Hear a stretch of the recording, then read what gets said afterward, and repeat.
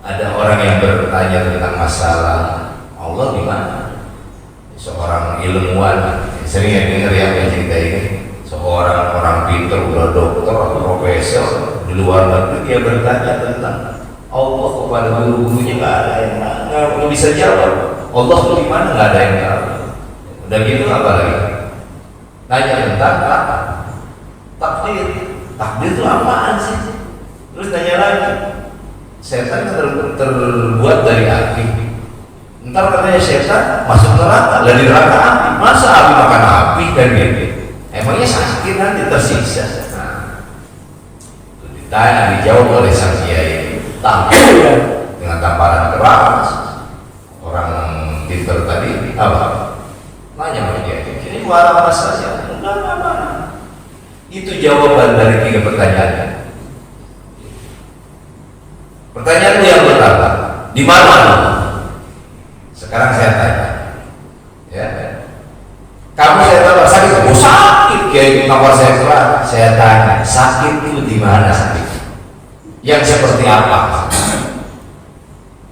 Sekarang kamu nanya Allah bagaimana, Allah seperti apa? Apa Allah itu apa? Apa nampakin diri terlihat bagaimana? Seperti hari sekarang sakit mana? Tunjuk sakit itu seperti apa? Tunjukkan kepada saya. Ya sakit, ya seperti apa sakit? Allah ada karena ada yang dirasa. Lihat makhluk-makhluk Allah ini. Tadanya Allah nggak harus kelihatan Allahnya seperti apa. Seperti halnya rasa sakit kamu nggak kelihatan, bulat lonjong. Rasa sakitnya nggak kelihatan, tapi dirasa. Terus tanya yang kedua, tapi semalam pernah mimpi nggak? Hari ini saat ini kamu ditampar sama saya? Nggak pernah ya. Nah ini namanya takdir kamu. Saat ini ditampar sama saya. Jadi takdir itu nggak harus dimimpi-mimpi, nggak harus dicita-cita. Nah seperti kehidupan. Kadang-kadang kita nyiptain ini, cita-citanya ini, terjadi begitu, itu takdir namanya. Terima maksudnya. Terus yang ketiga, setan terbuat dari api, disiksa di neraka pakai api. Tadi saya nampar kamu pakai apa? Tangan saya apa? Kulit. Pipi kamu apa? Kulit. Kulit ketemu kulit. Sakit kan? Sakit ya, begitu juga sakit. Assalamualaikum warahmatullahi wabarakatuh. Alhamdulillahi rabbil alamin, wa bihi nasta'inu ala umuri dunya waddin. Wassalatu wassalamu ala asrafil anbiya'i wal mursalin, sayyidina wa maulana Muhammadin wa ala alihi wa sahbihi ajma'in. Amma ba'du, fa'afani Allah wa iyyakum ajma'in. Allahumma ij'al hadha ijtima'an tamman khalisan mukhlisan liwajhika wa sababan linaili mardatika bijahi sayyidil mursalin wa imamil muttaqin sayyidina wa maulana Muhammadin wa ala alihi wa sahbihi ajma'in. Walhamdulillahi rabbil alamin. Hadirin para jamaah salat subuh Masjid As-Siratal Mustaqim yang dirahmati Allah Subhanahu wa taala. Alhamdulillah, puji syukur kehadirat Allah Subhanahu wa taala, tak henti-hentinya kita panjatkan, yang mana Allah tak bosan-bosan masih terus melimpahkan berbagai bentuk kenikmatannya kepada kita semuanya sampai detik ini. Oleh karenanya patutlah kita selaku hamba Allah Subhanahu wa taala terus mensyukuri nikmat-nikmat Allah Subhanahu wa taala yang telah Allah berikan kepada kita. Kalau kita ingat-ingat bagaimana kita lahir ke alam dunia tanpa sehelai benang, sampai detik ini begitu banyak anugerah yang telah Allah berikan kepada kita. Kalau seandainya kita justru kufur atas nikmat Allah, tak mau melakukan perintah-perintah Allah, bagaimana Allah tidak kecewa kepada kita semuanya? Seperti halnya kita semuanya ketika memberikan kebaikan-kebaikan kepada orang lain, lantas kebaikan-kebaikan yang kita berikan kepada orang lain itu nampak tak diterima, bahkan apa yang kita inginkan tidak sesuai dengan apa yang diharapkan. Walaupun Allah secara sifatnya tidak seperti sifat manusia, tetapi alangkah naifnya kita selaku manusia kalau seandainya kita diberikan nikmat oleh Allah, dihidupkan oleh Allah, hidup di muka bumi Allah, dan juga apa yang kita nikmati saat ini semuanya dari Allah, lantas kita tidak melakukan apa yang Allah inginkan. Sementara kata Allah, wa ma khalaqtul jinna wal insa illa liya'budun. Tidaklah menciptakan jin dan manusia kecuali hanya untuk supaya mereka itu taat, ibadah, tunduk patuh atas segala aturan Allah Subhanahu wa Ta'ala. Oleh karenanya mudah-mudahan kita dengan melaksanakan sholat subuh berjamaah, duduk di majlis ilmu dalam rangka meningkatkan kualitas ibadah dan keimanan kita kepada Allah, mudah-mudahan ini termasuk tanda-tanda orang-orang yang bersyukur. Amin ya rabbal alamin. Salawat salam mudah-mudahan tercurahkan selalu kepada Nabi besar kita Habibana al-Karim Nabi Muhammad sallallahu alaihi wasallam, kepada para keluarganya, sahabat, tabi'in, tabi'in, dan kita selaku umat Rasulullah mudah-mudahan pun mendapatkan keberkahan daripada keagungan baginda Rasulullah sallallahu alaihi wasallam, dan tentunya juga mendapatkan syafaatnya nanti di yaumil qiyamah. Amin ya rabbal alamin.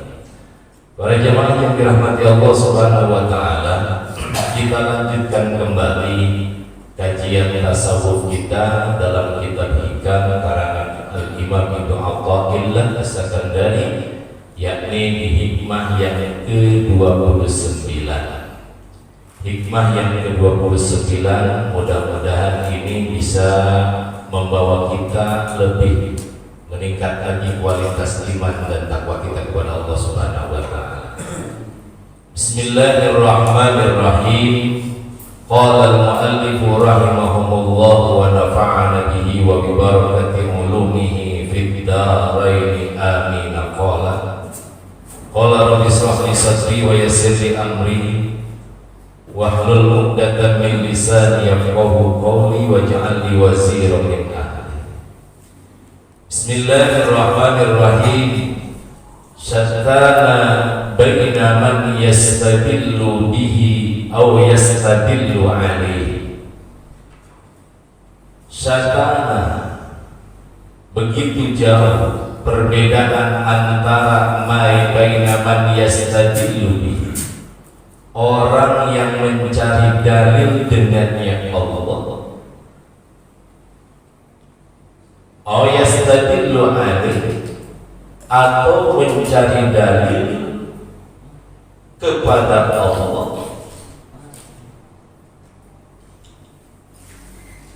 Jadi dalam hikmah ini Imam Ibnu Athaillah ingin memberikan gambaran bahwasanya ada orang yang dia itu mengenal Allah Subhanahu wa Ta'ala, dekat dengan Allah, sudah mencapai maqam ma'rifat dengan Allah, karena itu murni dia itu mengenal Allah.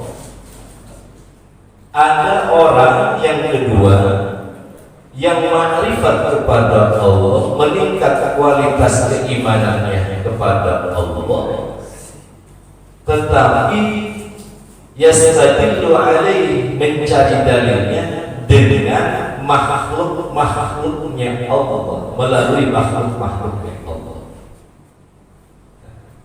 Tinggal nanti kita memposisikan diri, posisi kita ini ada di mana sebenarnya. Atau Al-Imam Syarqawi mensyarahi dari hikmah ini di dalam kesimpulannya, orang yang makrifat kepada Allah Subhanahu wa Ta'ala itu terbagi kepada dua macam. Ada yang disebut namanya murad, ya. Ada yang kedua disebutnya murid.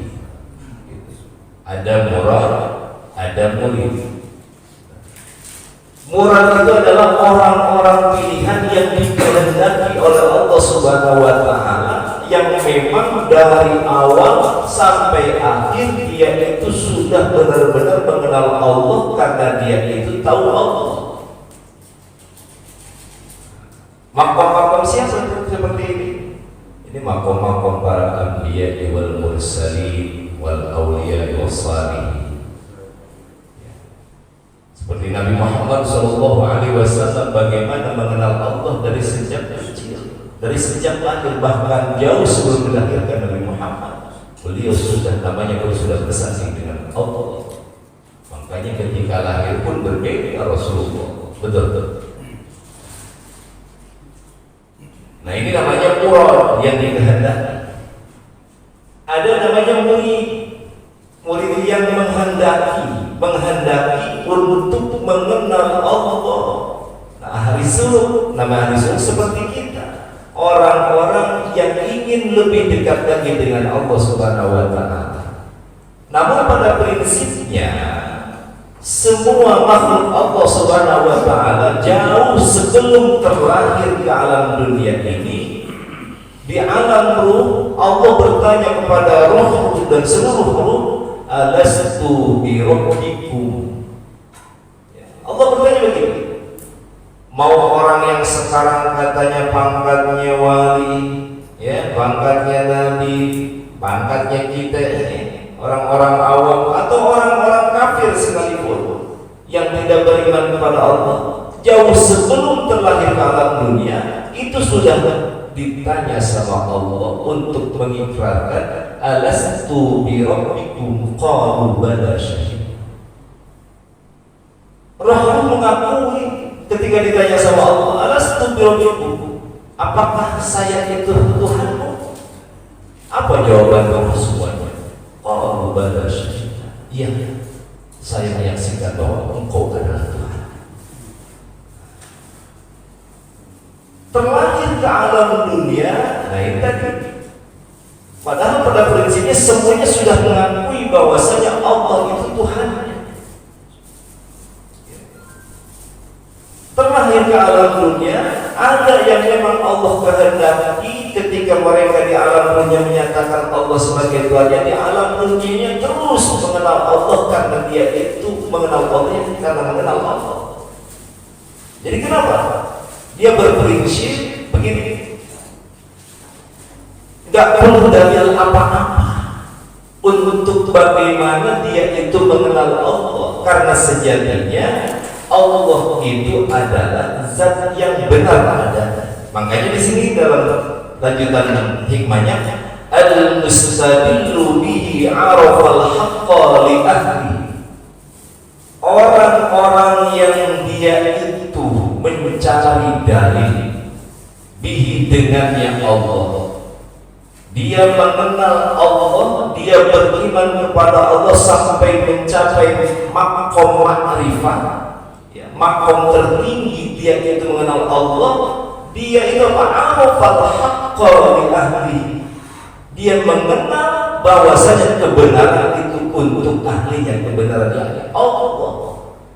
Jadi nggak perlu bukti ada alam dunia, nggak perlu bukti adanya makhluk. Karena kenapa? Segala sesuatu itu diciptakan oleh zat yang maha benar, ya Allah. Jadi nggak perlu lagi penjelasan lagi. Mau bagaimanapun tidak goyah keimanannya. Ya. Makanya ketika Abu Bakar mengatakan, ditanya ke Abu Bakar, bagaimana engkau mengenal Allah? Araftullah billah. Aku mengenal Allah dengan Allah, bukan dengan gara-gara lihat ini, lihat itu. Karena pada prinsipnya ruhnya sudah menyatakan dulu bahwasanya Allah adalah Tuhan. Terlahir dalam dunia, maka tidak perlu banyak dalil yang lainnya. Yang selanjutnya, fa asbatal amra min wujudi asli, maka menetapkan Allah ya atas segala perkara min wujudi asli, dari wujud asalnya Allah. Jadi segala sesuatu itu tercipta karena Allah. Bukan kayak orang-orang sekarang, mohon maaf, yang mungkin dia itu baru memeluk agama Islam karena gara-gara dia pergi ke bulan, karena gara-gara dia menemukan seorang ilmuwan, dia beriman kepada Allah. Bukan. Ini orang-orang yang bakatnya tinggi. Wal istidlalu alaihi min adamil wusuli ilaihi. Sementara yang kedua tadi, ada orang yang mengenal Allah. Mengenal itu maksudnya lebih ma'rifat, lebih dekat dengan Allah, tetapi melalui makhluk-makhluknya. Nah, min adamil wusuli ilaihi, ini diantara ciri tanda dia itu tidak atau belum sampai kepada Allah. Seperti tadi para nabi ya, mereka sudah tidak goyah lagi dari mulai alam ruh dilahirkan, dia beriman kepada Allah dan keyakinannya meninggal. Itu namanya sudah usul sampai dia mengenal Allah. Ada orang yang dulu di alam ruhnya ditanya tentang Tuhan, menyatakan bahwa Allah Tuhannya, terlahir harus terus mempelajari lagi untuk lebih mengenal Allah. Ini kayaknya kita dimuridi. Jadi ada fase di mana kita itu kualitas keimanannya meningkat karena kita harus mempelajari dengan sifat-sifatnya Allah ya, sifat 20, bagaimana kita mengenal Allah. Wujud artinya ada, Allah wajib punya sifat wujud. Mana buktinya Allah ada? Wujud hazil alam. Oh iya benar, ada ciptaan Allah, ada langit, ada bumi. Oh berarti Allah ada. Nah begitu. Walaupun pada saat akhir kita sudah terlahir dari rahim orang tua yang mereka notabene adalah muslim, tetapi keimanan kita ya, mengenalnya kita kepada Allah harus terus melalui proses bagaimana mengenal makhluk-makhluknya Allah ya. Mengenal bukti kekuasaan Allah baru meningkat lagi keimanannya. Nah ini mungkin kita termasuk kategori kedua ini. Bahkan kadang-kadang iman kita yazid wa yanqus, bertambah berkurang. Bukan berarti nggak mengenal Allah. Nah ini karena keimanannya, mengenal Allahnya tidak semantap murad orang-orang yang mereka mendapat anugerah lebih dari Allah Subhanahu wa ta'ala. Wa illa fama tadaba hatta yastadilla anhu. Orang-orang yang dia itu mengenal Allah, menjadi ahli ma'rifah, lebih dekat lagi kepada Allah, imannya lebih meningkat, itu karena melalui makhluknya. Tadi di antara tanda dia itu belum usul kepada Allah. Kalau sudah usul, wa illa fa'atahu bahwa yastazila alaihi. Kalau benar-benar dia itu sudah benar-benar usul sampai dia mengenal Allah, ngapain harus cari dalil-dalil yang lain dari makhluk Allah Subhanahu wa ta'ala? Ngapain harus cari pembenaran tentang Allah dengan meneliti ciptaan Allah? Nggak usah. Toh adanya ciptaan Allah itu adalah membuktikan adanya Allah. Ngapain harus diteliti lagi? Allah ada.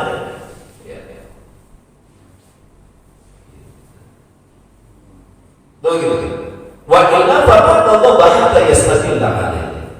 Wa mata ta'uda hatta takuna al-asarah allati tusilu ilayhi. Dan pada saat jauh Allah hatta takuna al-asar, sehingga adanya makhluk Allah Subhanahu wa ta'ala itu dia allati tusilu ilayhi, sehingga dia itu yang menyampaikan kepada Allah Subhanahu wa ta'ala. Kalau seandainya sampai meneliti makhluk Allah dia bisa mengenal Allah, bagus. Yang repot kan ketika meneliti nggak sampai-sampai. Orang-orang ahli filsafat kadang-kadang menzerokan dulu, mau mencari Allah tuh dicari di mana-mana nggak ketemu, zaman-zamannya di kampus jurusan filsafat tuh ya, pada gitu ya. Jadi padahal dia dari kampung, udah sholat, udah ngaji sifat 20, gara-gara masuk ke kampus begitu tuh lagu-laguan ya, pengen mencari Allah yang sebenarnya melalui makhluknya. Kalau sampai ketemu bagus, kalau ketemu ya repot ini yang begini ya. Ada satu tambahan dari saya, semua makhluk Allah terutama manusia di alam ruh ditanya tadi tentang Tuhan, yakni mereka mengakui bahwasanya Allah. Terus bagaimana? Ini ada orang yang di alam ruhnya dia mengakui Allah, terlahir dia tidak beriman kepada Allah, namanya ini mahjub, orang-orang yang terhalang atau mahrum, orang-orang yang terhalang dari hidayah kepada Allah Subhanahu wa taala, dari beriman kepada Allah Subhanahu wa taala. Sehingga kita itu sebenarnya kalau seandainya mau mengakui tentang kebesaran Allah Subhanahu wa taala, maka nggak perlu kita meneliti makhluk-makhluk Allah untuk meningkatkan kualitas iman dan takwa kita kepada Allah, untuk lebih dekatkan kepada Allah Subhanahu wa taala. Karena Allah sudah menyatakan, wallahu akhrajakum min butuni ummahatikum la ta'lamuna syai'an. Dan Allah lah yang telah mengeluarkan kamu sekalian dari perut ibu kamu sekalian, la ta'lamuna syai'an, ya. Tidak tahu apa-apa. Terus yang tahu itu adalah hanya Allah. Di alam ruh sudah diterangkan tentang ketuhanannya Allah. Maka orang-orang yang terakhir pada hakikatnya kullu mauludin yuladu 'alal fitrah, ya. Entah itu yang terlahir dari orang-orang kafir yang tidak beriman kepada Allah, apalagi yang terlahir dari orang-orang yang beriman kepada Allah Subhanahu wa taala. Fitrah semuanya. Kenapa? Karena mereka semuanya di alam ruhnya sudah mengenal Allah dan mengakui Allah sebagai Tuhan. Maka dalam perjalanannya kehidupan di dunia, disitulah yang menentukan nanti, ya. Wa abawahu ayyuhawidanihi aw yunasirani aw yumajjisani. Tergantung orang tuanya mau ngarahin kemana, ya. Apakah mau jadikan Nasrani, Yahudi, atau Majusi, atau mau diarahkan yakni kepada agama Islam, mengenal Allah, agama tauhid, yakni agama Islam. Ini tergantung orang tuanya. Tapi pada prinsipnya belum mauludin yuladu 'alal fitrah. Karena mereka tak ada syai'an. Yang ada adalah hanya pengakuan dulu ketika di alam ruh, dibawa ketika lahir masih dalam keadaan suci. Para jamaah yang dirahmati Allah Subhanahu wa taala,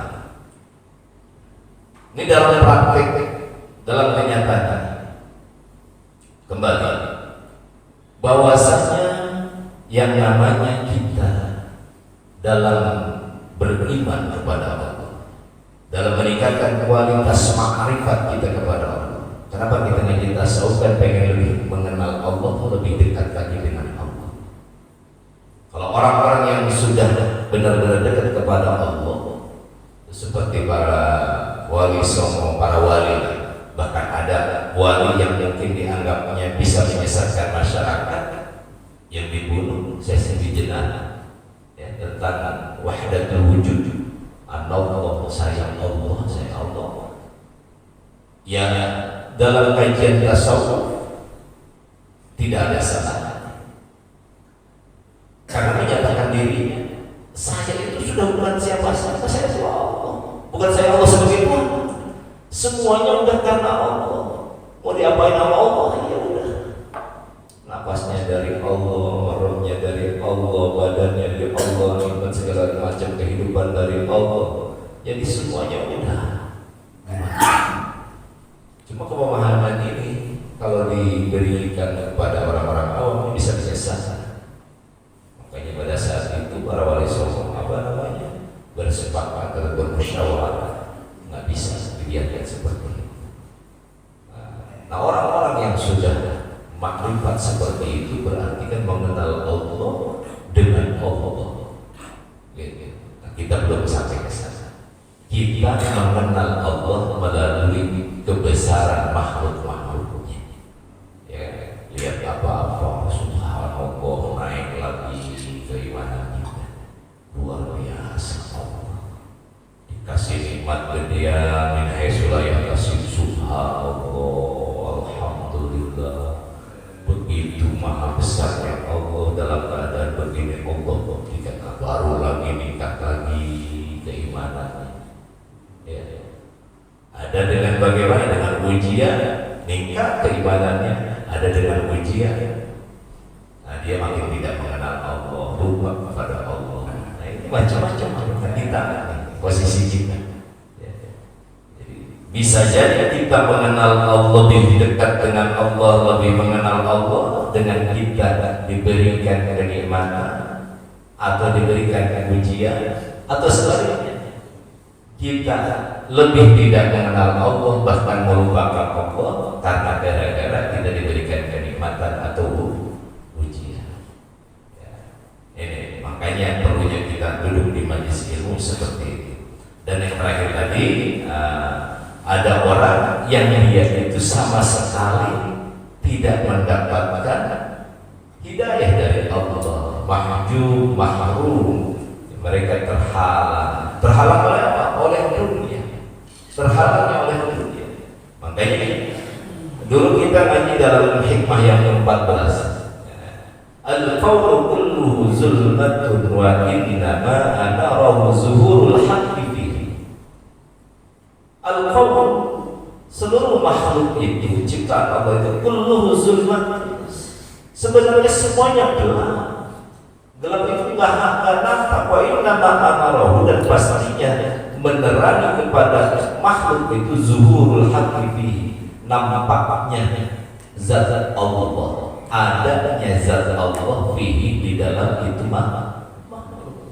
Jadi untuk kita bisa mengenal Allah, nggak harus juga mengenal makhluk, karena makhluk itu tidak bisa seperti apa-apa. Sudah kita dulu di alam ruh dinyatakan atau berikrar bahwasanya Allah sebagai Tuhan kita, maka apa-apa yang tercipta ini adalah nyata karena adanya Allah Subhanahu wa Ta'ala yang menerangi bahwasanya itu membuktikan adanya Allah.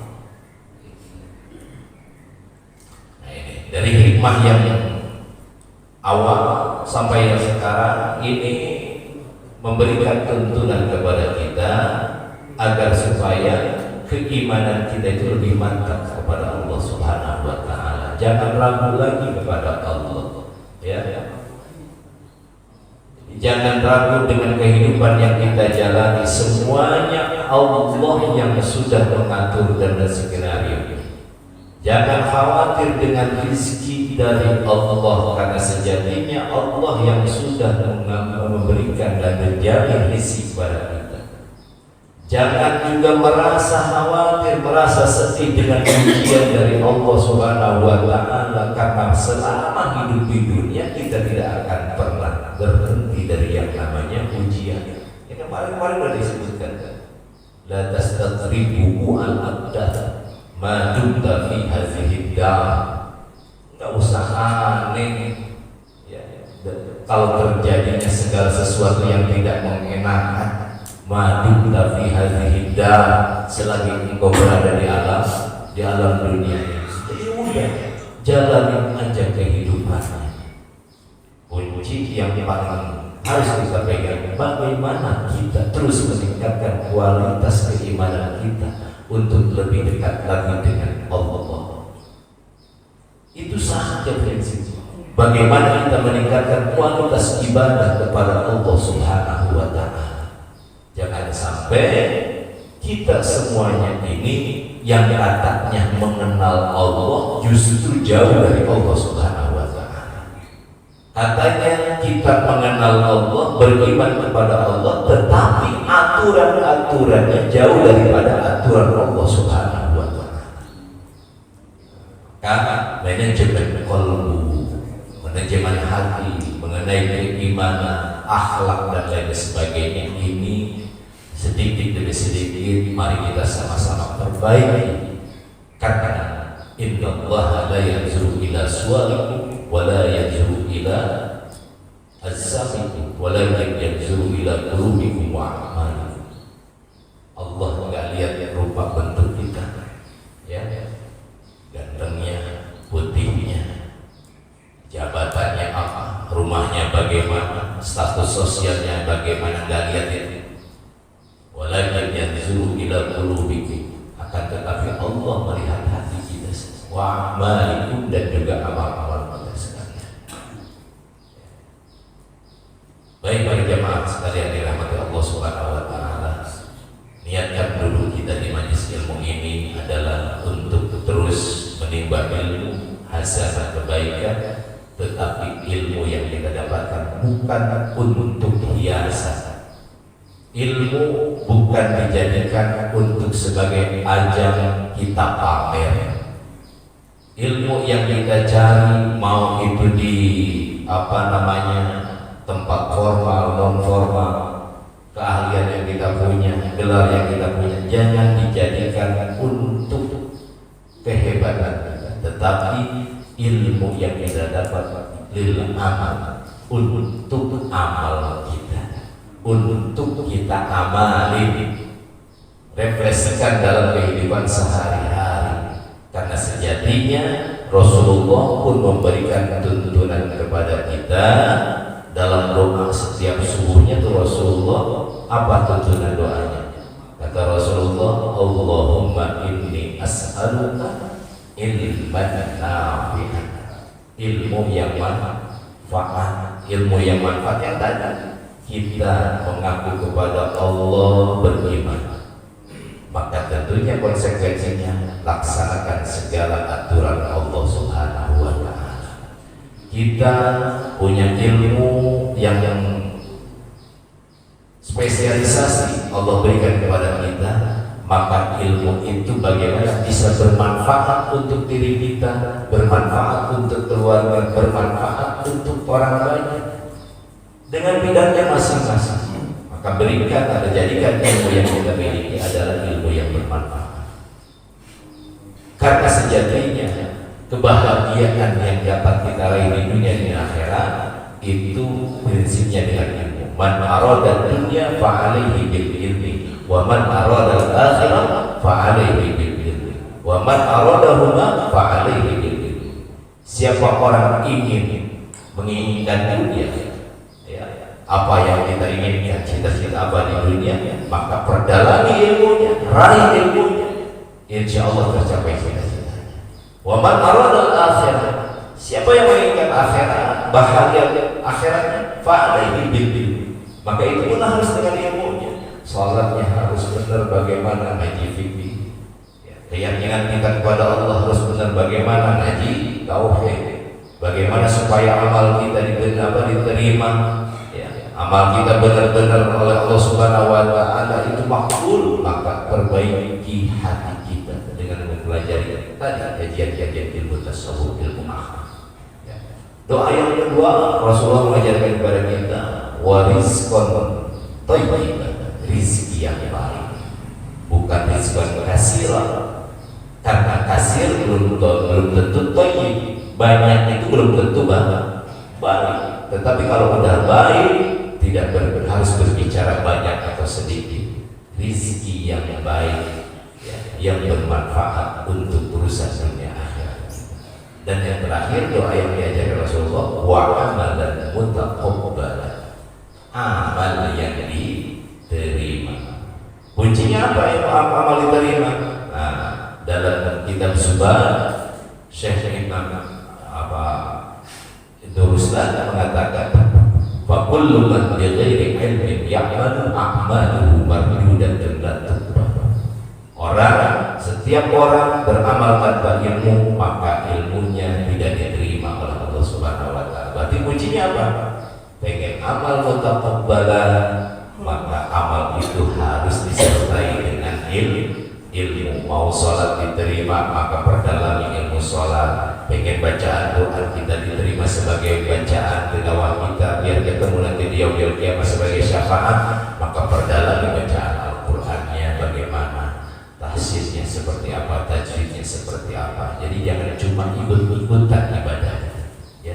Jangan cuma ikut-ikutan. Itu saja mungkin yang dapat saya sampaikan. Jadi kesimpulannya di hikmah yang ke-29 ini, jadi perbedaan antara orang yang dia itu makrifat kepada Allah sangatlah berbeda. Ada yang memang dia itu murah, hasil yang dikehendaki oleh Allah, seperti para anbiya wal mursalin wasyuhada wassalihin. Mereka mengenal Allah tanpa harus proses mengenal makhluk-makhluknya Allah. Lebih dekat dengan Allah tanpa harus melalui proses dia itu menelaah, meneliti ciptaan-ciptaan Allah.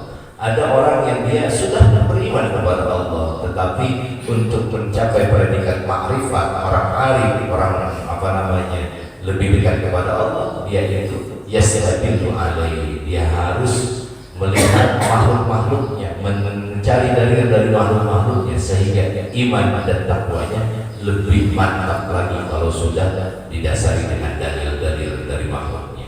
Ada yang ketiga, orang-orang yang mereka sama sekali terhalang keimanannya, walaupun di alam ruhnya mereka menyatakan tentang ketuhanan Allah, terlahir mereka tidak dapat hidayah dari Allah Subhanahu wa taala, yakni orang-orang kafir yang tidak beriman kepada Allah Subhanahu wa taala.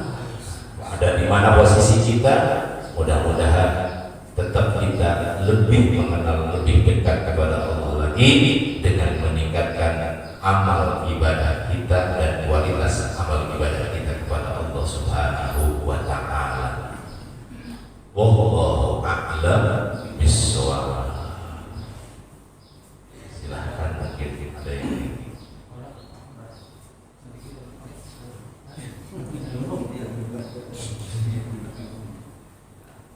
Waalaikumsalam.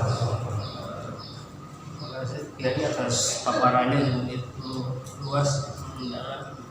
Sedikit barangkali yang saya alhamdulillah saya akan perdalam lagi mengenai tadi kemana Allah Rasulullah bikum korubala sahidna, ya. Kalau nggak salah Al-Baqarah ya, Al-Baqarah tidak salah. Kaitkan dengan tadi hadis Nabi SAW, belum yulad wala fitrah bainama abawahu yuhawilani ayunasirani, gitu ya. Sehingga barangkali yang kami tanyakan barangkali gini, ketika anak itu lahir dari seorang muslim barangkali, itu kan anak itu tidak menghendaki anak tidak bisa memilih lah, bisa memilih. Sehingga itu barangkali itu ketentuan Allah juga, barangkali ketentuan Allah atau takdir istilahnya. Ketika anak itu lahir dari seorang non muslim, dari bapaknya orang non muslim atau Yahudi gitu, sehingga akhirnya dia jadi Yahudi juga, jadi Nasoro juga gitu. Karena anak itu kan suci pada awalnya, pada lahirnya kan tidak bisa berbuat apa-apa lah, sehingga lahir dari seorang non muslim. Kalau kita kan alhamdulillah lah, kita kan dari keluarga muslim, ada yang jadi muslim gitu kan. Walaupun mungkin ada juga yang melenceng gitu kan, berubah gitu. Tadi kan pengerti filsafat tadi. Kaitannya dengan anak tadi kan tidak bisa memilih atau hingga menjadi non muslim gitu atau Yahudi lah. Kemudian ketika anak itu udah dewasa, mungkin udah bisa berpikir atau mungkin udah mempelajari ilmu yang lain, kan bisa memilih mana yang benar antara Islam atau Yahudi gitu. Mungkin di situ baru timbul hidayah barangkali, hidayah. Karena waktu kecil kan bisa berpikir ya, mestinya suci ya. Sehingga setelah dewasa bisa berpikir mana yang benar, mana yang bagus, mana yang benar, mana yang salah gitu. Tentang keimanannya gitu kan. Jadi baru mungkin hidayah orang anak mau seperti Yahudi atau mau Islam, orang kalau dia udah berpikir ya udah berpengetahuan lah, udah masuk pada Islam. mungkin itu baru masuk hidayah barangkali. Kalau baru sekecil kan belum tentu dia belum mengerti kan. Artinya suka ada hidayah baru mungkin ya. Sehingga ketika mungkin dia itu tidak mendapat hidayah itu kehendak Allah juga kan, artinya tidak mau berubah dia kan, walaupun mungkin udah bisa membedakan mana yang benar mana yang salah barangkali. Artinya barangkali itu aja barangkali artinya hidayah itu kan tidak mungkin dari kecil, dari bayi itu belum bisa berbuat apa-apa dia. Barangkali hidayah itu sudah dia mengerti barangkali hidayah itu masuk. Barangkali itu aja maksud. Assalamualaikum warahmatullahi wabarakatuh. Terima kasih atas ilmunya.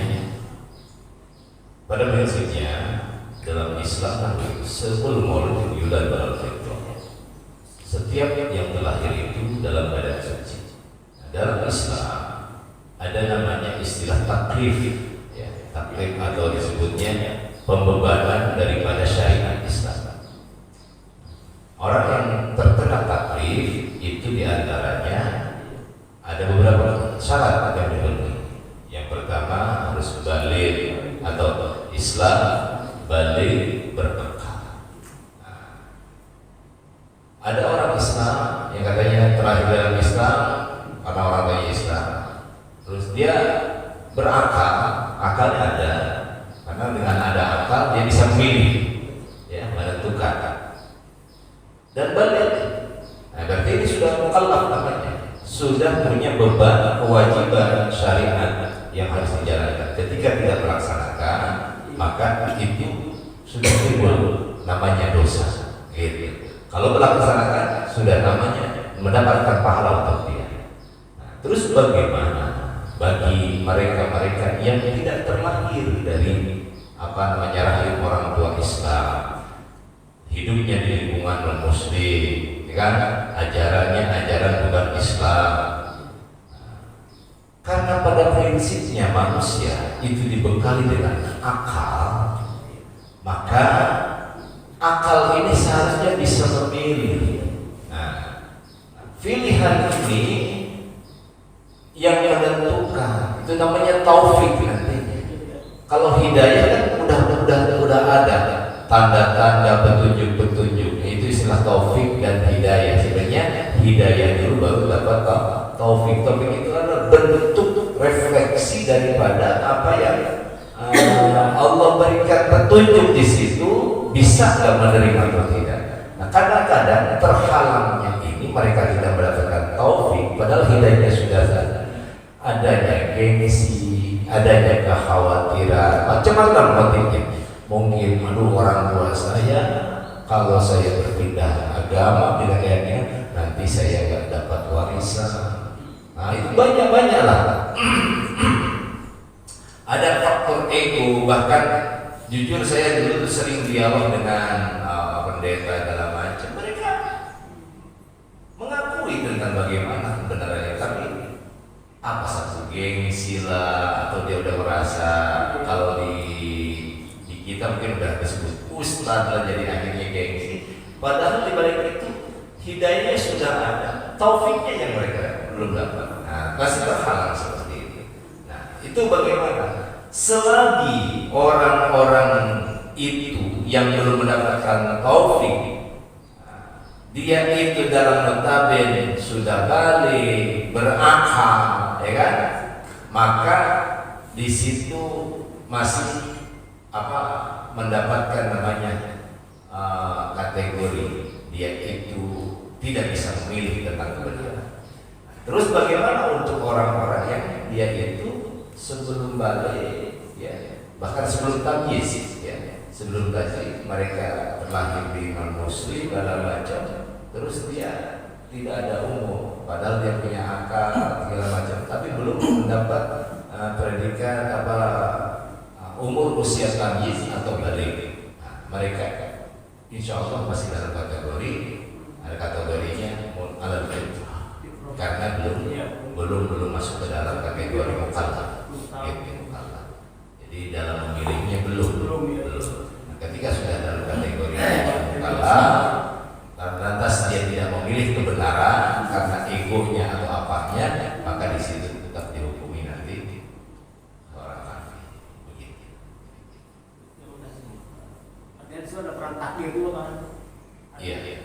Ya takdir itu hakikat dari Allah, tetapi di situ khairi wa syarri Allah Ta'ala. Di situ ada peranan kita, peranan makhluknya untuk memilih. Ini gini. Ini ada kopi. Kira-kira saya ditakdirin minum kopi apa enggak minum kopi? Kan tinggal milih. Kalau saya pengen minum kopi, saya minum. Takdir, saya ditakdirin minum kopi sama Allah. Saya nggak minum, kopinya ada. Berarti ya Allah takdirkan saya nggak. Begitu. Ya, tetap kan begitu. Kemarin saya sempat bercerita juga. Ada orang yang bertanya tentang masalah Allah gimana. Seorang ilmuwan, sering yang dengar ya cerita ini. Seorang orang pintar, udah dokter atau profesor di luar negeri, dia bertanya tentang Allah kepada guru-gurunya, nggak ada yang nggak bisa jawab. Allah tuh di mana, nggak ada yang tahu. Udah gitu apa lagi? Nanya tentang apa? Takdir. Takdir itu apaan sih? Terus tanya lagi. Setan terbuat dari api. Ntar katanya setan masuk neraka, lah di neraka api. Masa api makan api kan gitu? Emangnya sakit nanti tersiksa. Nah, ditanya, dijawab oleh sang kiai tampil dengan tamparan keras. Orang pinter tadi apa? Nanya sama dia, ini marah saja. Enggak. Itu jawaban dari 3 pertanyaan. Pertanyaanmu yang pertama, di mana Allah? Sekarang saya tanya, ya. Kamu saya tambah sakit, oh sakit, kayak kamar saya keras. Saya tanya, sakit itu di mana sakit? Yang seperti apa?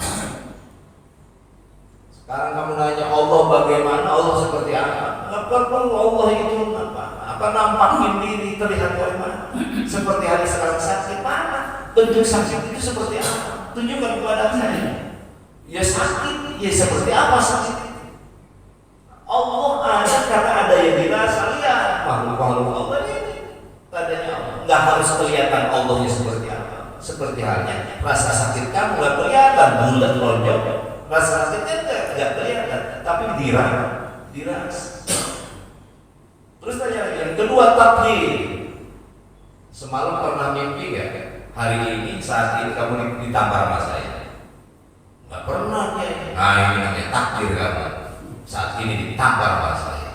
Jadi takdir itu nggak harus dimimpi-mimpi, nggak harus dicita-cita. Nah seperti kehidupan.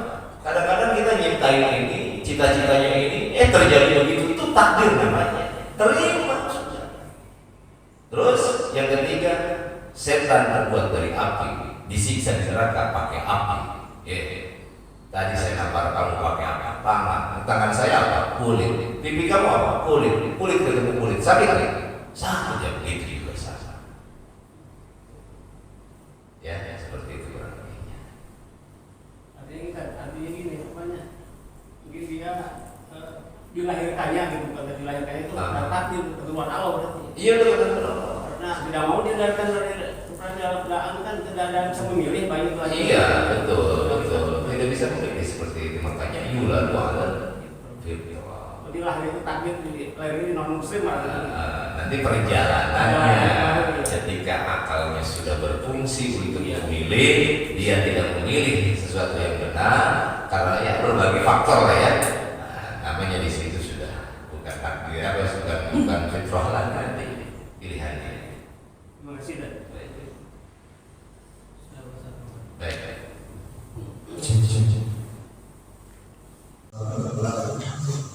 Mengatakan bahwa kita orang yang sudah ditunjuk oleh Allah, orang yang sudah diberikan hidayah oleh Allah ya, langsung kehidupan di dunia ini, itu apakah melalui proses? Karena kita manusia ya. Mungkin dalam perjalanan hidupnya itu untuk mencapai makrifat juga ada sifat-sifat kemanusiaan. Pertanyaan saya, apakah seorang yang sudah diberikan petunjuk dari Allah mendapatkan makrifat, dia juga akan melakukan kesalahan? Apakah bisa seperti itu? Mungkin dengan sifat kesombongannya akhirnya dia mengklaim karena dekat dengan Allah, semua yang saya katakan adalah benar, padahal itu kan kembali kepada Allah. Ada nggak contoh-contoh di Islam dalam perjalanan makrifat itu orang-orang yang mengalami apa ya, murtad ya, mungkin dikatakan murtad dengan perkataan, atau tidak bisa, memang sudah Allah memberikan orang tersebut jauh dengan hal-hal yang cepat kemana di dunia. Nur Nabi Sallallahu Alaihi Wasallam ini. Jadi pertama kali yang Allah ciptakan itu adalah nurnya Nabi Muhammad Sallallahu Alaihi Wasallam yang tercipta dari nurnya Allah. Begitu. Makanya kenapa Rasulullah itu bisa bertemu langsung dengan Allah ketika menerima wahyu salat peristiwa Isra ini? Karena Rasulullah terciptanya dari nur Nabi Muhammad, nurnya Allah Subhanahu wa Ta'ala. Gitu. Nah, terus nurnya Nabi Muhammad ini tercipta pertama kali. Namun dilahirkannya Nabi Muhammad sebagai Nabi akhir zaman. Pertama kali daripada golongan manusia yang diciptakan adalah Nabi Adam. Nah, seluruh makhluk ini, baik langit, bumi, gunung, semuanya makhluk Allah Subhanahu wa Ta'ala. Laulaka ma khalaqtul arda.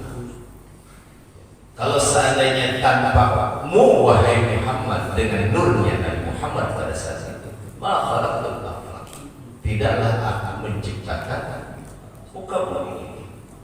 Ya. Oleh karenanya adanya makhluk-makhluk ini semuanya karena adanya terciptanya Nabi Muhammad Sallallahu Alaihi Wasallam. Makanya nur Nabi Muhammad itu lebih dahulu diciptakan oleh Allah Subhanahu Wa Taala, barulah makhluk-makhluk ini tercipta dari nurnya Nabi Muhammad. Karena ada cahaya Nabi Muhammad, di situ diciptakan makhluk-makhluk Allah. Begitu kurang lebih.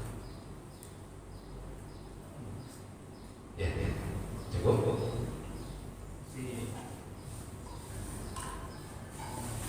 Pakai saya menanyakan di makrifat orang apabila mungkin pakai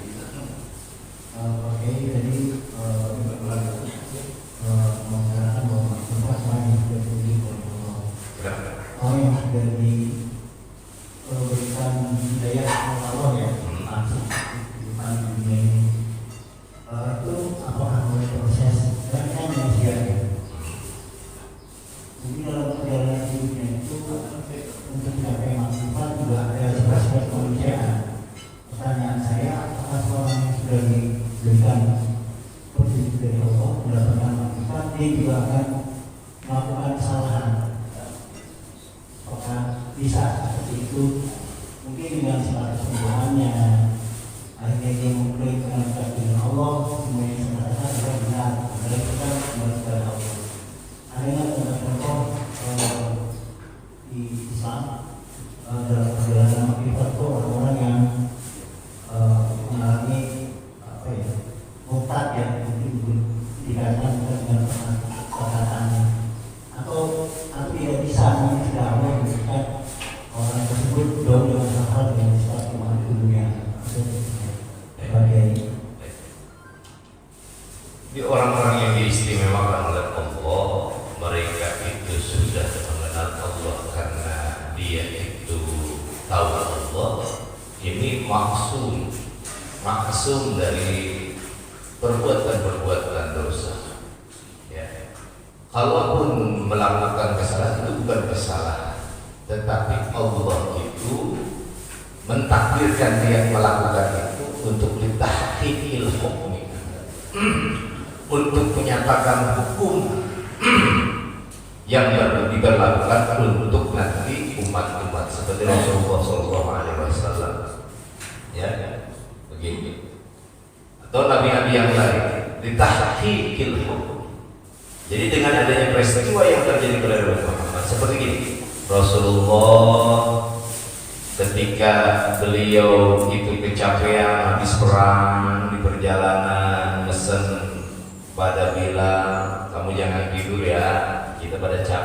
tidur, ntar subuh bangunin, ternyata bila dia ikut-ikut tidur kesiangan, bangun matahari udah tinggi, ya. Salah nggak kalau begitu kan? Waktu subuhnya udah selesai, melihat sepintas salah. Masa Rasulullah kesiangan kan gitu.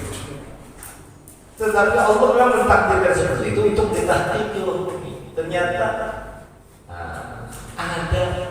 ada rukhsah dalam Islam ketika seseorang kesiangan, ya, masih harus melakukan sholat subuh.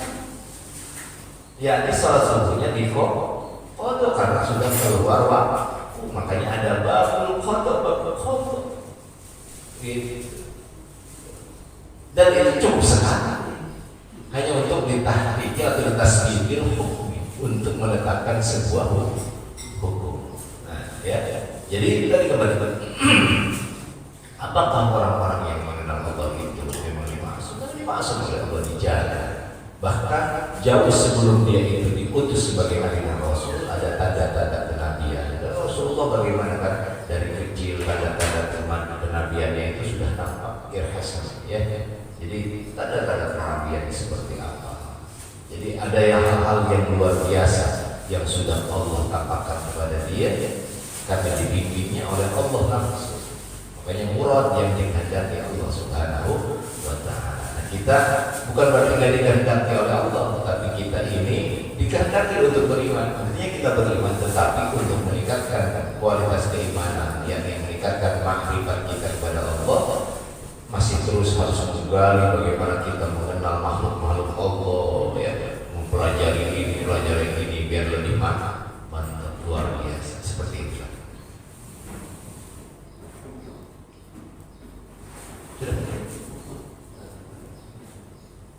Wallahu a'lam bishawab. Allahumma shalli wa sallim wa barik ala sayyidina wa maulana Muhammadin fil awwalin wal akhirin wa sallim wa radiyallahu tabaraka wa ta'ala ala sadatil ashabi Rasulillah ajma'in. Alhamdulillahirabbil alamin. Allahumma ftah lana hikmataka wa ansul alaina bi barakatika wa 'allimna libasa 'afiyatika 'ilman nafi'an ya dzal jalali wal ikram. Allahumma rizqna fahman nabiyyin wa hifdzal mursalin wa ilhamal malaikatil muqarrabin wa 'allimna taqdir wa hdina ila sawa'is sabil. Allahumma inna nas'aluka ma sami'nahu wa qara'nahu fardhu ilayna inda hajatin ilayhi. Sallallahu ala khairil khalqi sayyidina maulana Muhammad wa ala alihi wa sahbihi wasallam wa yarzuqna kamalan mutabati lahu dhahira wa batina fid din wa dunya wal akhirah. Subhana rabbika rabbil izzati amma yasifun wa salamun alal mursalin walhamdulillahi rabbil alamin. Subhanakallahumma wa bihamdika asyhadu an la ilaha illa anta astaghfiruka wa atubu ilaik. Assalamualaikum warahmatullahi wabarakatuh. Sallallahu alaihi wasallam.